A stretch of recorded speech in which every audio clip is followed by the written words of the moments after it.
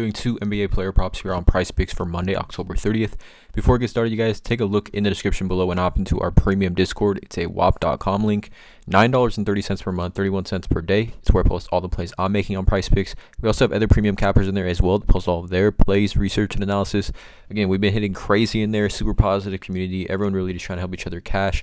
Again, also needs to mention I'm not a gambling expert, and this is not financial advice. Simply plays I'm personally looking at making. Hopefully give you guys some insight and analysis to then make your own player prop decisions here. But let's not waste any time, you guys. We got two plays, massive Monday slate. I actually asked my Discord, or asked the premium Discord, would they rather have an NBA video or Monday Night Football video, and the majority said NBA video. So here we are, NBA video. Even though there's Monday Night Football, I just think with this massive slate, there's a lot of value on this board. Let's not waste any time. Let's just get right into it. So the first play is going to be Lamelo Ball. I like his over 29.5 PA here in this spot against the Brooklyn Nets. Now, we take a look at Lamelo, and he's apparently been on some sort of minutes restriction to start the year. But we look at his Lamelo Ball's points plus assists game log in his career at home, right? You can see how many times he's smashed the over on this in his career at home. And again, very, very short-lived career so far. I mean, he hasn't played that many games overall. But we take a look specifically at Lamelo Ball. His points plus assists, this is last season. Last season for Lamelo Ball, when he played at least 22 minutes, he hit the over on this in 14 of 16 games. 14 of 16 games last season when he played at least 22 minutes, he smashed the over on this line. Now we look at Lamelo Ball through the first couple games of this season, right? He has not shot the ball well at all. 25% field goal percentage for Lamelo. And we took a look at his game log. He's still played 30 plus minutes in both games. But like I said, horrible field goal percentage, which again, that should be, we get some positive regression there for him. 4 of 17 and 4 of 15 from the field, and still finished with 29 PA and 25 PA in both of those matchups, right? So far this season, I guess you could say, for Lamelo Ball. We take a look, like I said, last season, 14 of 16 games when he played 22 minutes at home, he hit the over on this. The hit rate is just too elite for me to not take the over. We finished with 25 PA against Atlanta and 29 PA. So again, 5 PA and 1 PA off from hitting the over on this line while shooting very, very poorly from the field. I definitely think back at home here, or at home again for the third straight game, I think we see some positive regression for Lamelo. Literally one more field goal going in. He cashed his last game. And it's just a great matchup here, specifically against the Brooklyn Nets. Now, we look at the Brooklyn Nets on the season. They have the second lowest defensive rating in the NBA. And we also know that the Charlotte Hornets love to play fast, specifically at home. Second fastest pace in the NBA at home. Now, Lamelo Ball, I guess essentially through last game he played, he finished with 12 potential assists and had 9 total assists. And I guess on the season now for Lamelo, total potential assists, he is at 12.5 potential assists per game and 9.5 total assists. So I think it's just a buy low opportunity for a player like Lamelo, who has hit the over on this line numerous times in his career, and has come very, very close this season while shooting very, very poorly from the field. We're talking about 23.5% from the field and 26.7% from the field. We look at even his splits, right? So on the season, Lamelo shooting 25% from the field. If we go back to last season, Lamelo on the season hit 41% from the field and 42% from the field at home. 42.7. So again, he had the injury late last season, kind of ramping things up. But if we take a look, even Lamelo during the preseason, right, he was seeing consistent minutes, 24, 27, 22, 15, right? And in 15 minutes, right, 13 PA here, 22 PA here.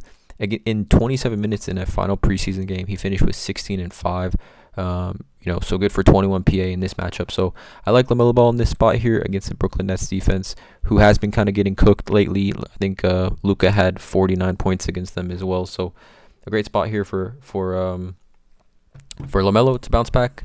I'm taking the over on this one. The second one is going to be an interesting one, and definitely carries a little bit of risk, but I think it's too low. It's Obi Toppin over 12.5 PR. You guys, mind you, for the first 2 games of the season for Obi Toppin, this was at 15.5 PR. 15.5. So we get a 3-point discount here, and it's only game 3 of the season. Back at home here for Obi Toppin. Let's take a look at why I like this play. So we take a look at this matchup. It is the highest over-under on the slate at 229.5 with a spread of 3 for the Indiana Pacers, 3-point favorites here. The Bulls have just been horrendous on defense. The Bulls' defense has been absolutely horrendous. So we take a look at Obi Toppin, right? Points plus rebounds game log when he plays 20 plus minutes. Now I'm saying 18 plus minutes is kind of his floor here in this matchup. But look at Obi Toppin's game log, right? When he played in his career, when he plays 20 plus minutes, he's literally hit the over on this in every game except for 6. Essentially, when he plays 20 plus minutes, and we take a look at Obi Toppin, even in the preseason, right? So in game 1 of the NBA season against Washington, he played only 19 minutes, and that was due to a blowout. He finished with 15 PR in that matchup. 15 PR. Most recent game against Cleveland, extremely tough matchup in that one against Evan Mobley, 4-4. He finished with 8 PR. But going into the preseason against Cleveland, he finished with 17-9 against Cleveland, right? 17-9, 26 PR against Atlanta, 10 PR against Houston here, 14 PR, and then against Memphis, 12 PR. So we know Obi Toppin, if he gets the minutes, can easily smash this line. Like I said, this line was sitting at 15.5 PR for the first 2 games of the season, right? We look at Obi Toppin, right? Even last season when he plays 19 plus minutes, 12 of 16, and that was with the New York Knicks where he really didn't even have a role. We know his role kind of on this Pacers team, and I just love the game environment for this game, right? We look at the Chicago Bulls on the season. They're giving up the 3rd most rebounds to opponents overall, just the 3rd most rebounds to opponents. So they're giving up a ton of boards overall. I think he matches up well with Patrick Williams, who's most likely going to be matched up against. I think even when the Bulls run some small ball, he could get some DeMar DeRozan.